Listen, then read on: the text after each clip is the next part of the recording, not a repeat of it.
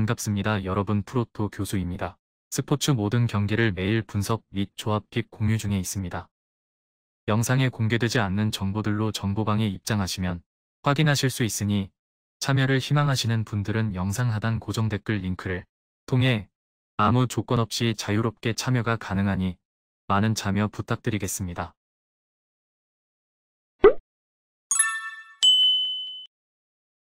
첫 번째 경기는 본머스 대 에버턴 한번 살펴보겠습니다. 본머스는 최근 리그컵에서 승리하면서 연패 행진을 끊었습니다. 늘 발판으로 리그에서도 순항해야 하는 타이밍인데 일단 최근 공격력이 잘 살아나고 있는 점은 긍정적으로 볼 수 있습니다. 이전 경기에서도 로테이션을 돌렸음에도 로우가 3개의 드리블을 성공시키는 등 상대 수비진을 유린하는 데 큰 무리는 없던 상황이었죠. 상대 진영에서 활동하는 빈도가 적은 팀이지만 최근에는 직선적인 공격이 효과를 보고 있는데 수비 집중력을 끝까지 유지하지는 못하는 모습입니다. 올 시즌 강한 압박을 중심으로 경기를 풀어나가고 있기 때문에 후반 실점률이 매우 많았는데 이것이 발목을 잡고 있습니다. 최근 3경기에서 모두 80분 이후에 실점이 나왔다는 점이 우려스러운 부분입니다. 에버튼은 리그컵에서는 로테이션을 크게 돌렸고 패배를 당했습니다. 이전 경기에서는 올 시즌 플랜 A였던 3백을 들고 나왔는데 미나가 부상에서 돌아왔기 때문에 실험 형식으로 나온 것으로 보이는데 미나와 홀게이트의 활약은 나름 괜찮았으나 킨 쪽에서 사고가 나면서 대량 실점을 허용했습니다. 올 시즌에는 리그에서 포백으로 나오는 경우가 많았던 만큼 이번 경기에서는 4백으로 전술을 전환할 가능성도 있어 보입니다. 득점력은 여전히 부족한데 르윈도 햄스트링 부상이 도졌다는 소식까지 있어 에버튼의 전방 파괴력이 상당히 떨어질 것으로 예상되고 있습니다. 본머스가 최근에는 공격적인 면에서 꽤 두각을 드러내고 있는 편인 반면 에버튼은 르윈의 부상과 전방으로 향하는 패스의 부족에 시달리고 있습니다. 다만 본머스도 공격적인 기조와 주전들의 체력이 떨어지는 후반 실점률로 인해 약점이 없다고 하기는 어려워 보입니다. 최근 상대 전적에서 본머스가 앞서고 있고 홈이점을 감안해서 본머스의 핸디승이 가장 바람직해 보입니다.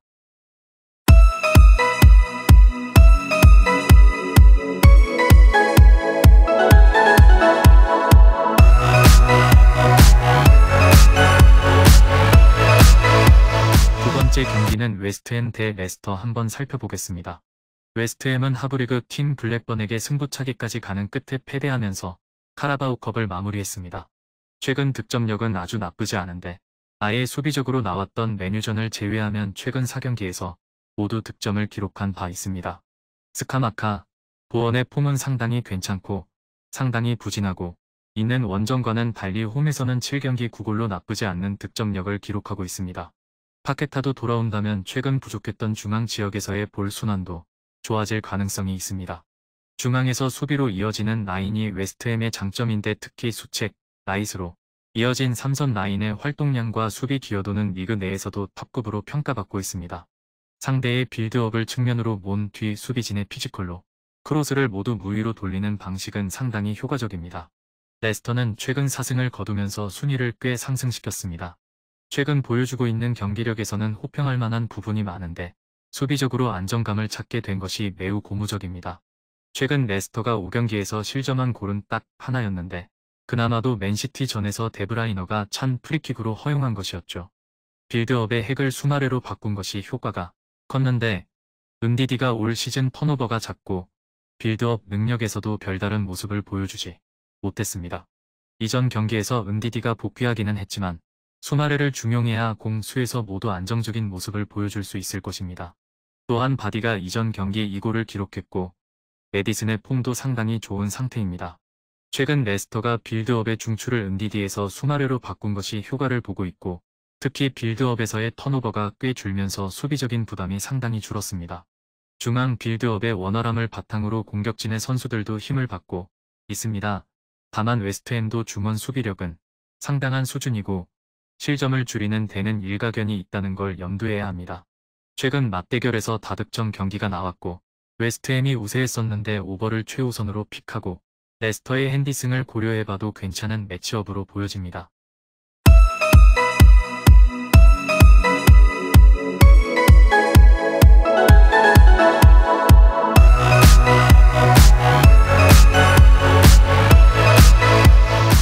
마지막 세 번째 경기는 뉴캐슬 대 첼시 한번 살펴보겠습니다. 뉴캐슬은 팰리스와 승부차기까지 가는 혈투를 벌인 끝에 겨우 EFL컵 다음 라운드 진출에 성공했습니다. 상대의 수비적인 운영에 제대로 대응하는 모습을 보이지 못하는 등 밀집 수비에 대한 대응력이 다소 아쉬웠던 경기였죠. 다만 조엘링턴, 생막시맹 정도를 제외하면 주력 선수들을 투입하지 않은 경기였기 때문에 참작의 여지는 있습니다. 최근 4경기 3골로 폼이 굉장히 좋은 알미론을 필두로 한 전반적인 팀의 득점력은 상당히 좋은 편입니다. 조엘링턴이 측면에서의 영향력을 높이면서 측면을 보조해주는 역할을 잘 해주고 있고 공격 작업의 시스템이 완성 단계라 알미론이 활약할 수 있는 기반이 갖추어져 있는 상태죠.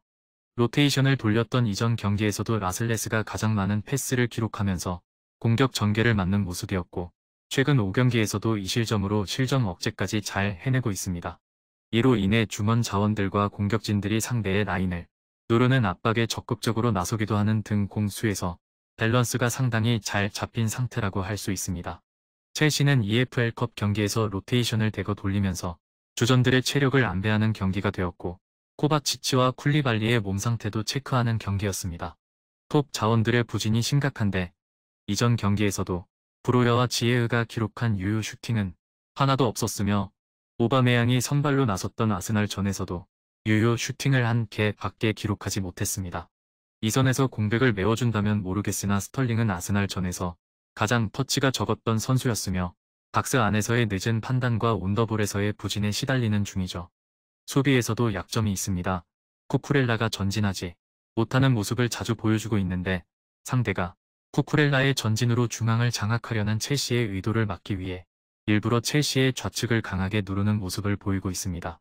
그나마 이전 경기에서 쿨리발리가 돌아오기는 했지만 쿨리발리도 올 시즌 초 패스가 자주 끊기는 모습을 보이는 등 폼이 정상적이지는 않아 보입니다. 일단 첼시의 최근 공격 작업이 상당히 심각한 수준, 이선의 온더볼 능력도 떨어진 모습이고 전방 자원들을 향한 패스의 질과 양도 좋다고 보기 어렵습니다. 수비진에서도 체력 문제와 압박 대처 능력 미비로 인한 전진성 감소 등 단점으로 볼 수 있는 것이 매우 많은 상태죠. 최근 뉴캐슬이 후방 안정감을 바탕으로 공격 전개와 실점 제어 모든 면에서 좋은 흐름을 타고 있습니다. 다만 맞대결에서 첼시가 압도하고 있음을 고려하면 뉴캐슬의 승리를 예상하기에는 무리가 있어 보입니다. 첼시의 핸디슨이 더 바람직해 보이며 언더를 고려하는 것도 괜찮은 매치로 보여집니다. 금일 경기들은 이렇게 알아보았습니다. 좀 더 다양하고 많은 정보를 원하시는 분들은 영상 하단 댓글에 링크 클릭 후 문의하시면 아무런 조건 없이 정보방 입장 가능하니 입장하셔서 정보 받아보시길 바라겠습니다. 그리고 영상에서 리뷰하지 않은 디테일한 정보와 조합픽은 매일 교수 정보방에서 공유하고 있으니 꼭 참여해보시길 권장드리며 이번 영상은 여기까지 하겠습니다. 시청해주셔서 감사드리며 늘 여러분들의 건승을 기원합니다. 감사합니다.